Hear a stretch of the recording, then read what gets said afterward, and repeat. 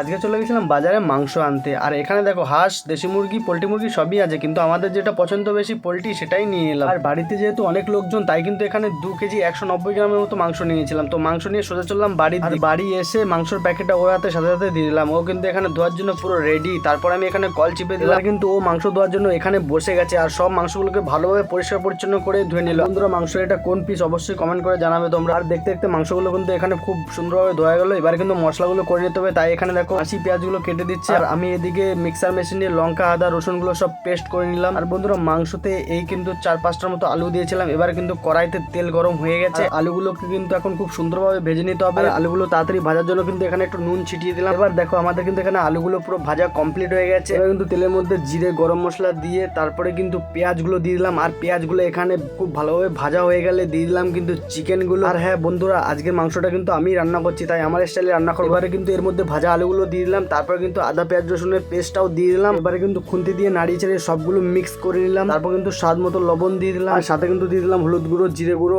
আর কাশ্মীরি লঙ্কার গুঁড়ো কালার হওয়ার জন্য। এবারে কিন্তু সবগুলো ভালো করে মিক্সিং করে নিলাম। বেশ কিছুক্ষণের মধ্যে কষানো হয়ে যেতে এবার কিন্তু জল ঢেলে দিয়েছিলাম। তারপরে কিন্তু মিনিট 15 মধ্যে মাংস কমপ্লিট। কিন্তু এখানে গরম মশলা বাটা দিয়ে দিয়েছিলাম, একদম শিলনোড়ায় বাটা। আর এদিকে আমাদের মাংস কমপ্লিট, আর আমিও বসে গেছিলাম ভাত নিয়ে। দেখো মিনিকেট চালের সাদা ভাত, আর সাথে কিন্তু বন্ধুরা গরম গরম চিকেনের ঝোল। আর দেখেছো মাংসটা এমন সিদ্ধ হয়েছে যেন খুলে খুলে পড়ে যাচ্ছে। বেশি কথা না বলে খাওয়া যাক। এবারে কিন্তু তাড়াতাড়ি ঝোল দিয়ে ভাত মাখালাম আর করে দিলাম মুখে চালা। আর এখন দেখতে পাচ্ছ আমার হাতে লেগ পিস, আর লেগ পিসটা টেনে ছিঁড়লাম। আর আজকের খাবারটা বেশ জমে গেছিল।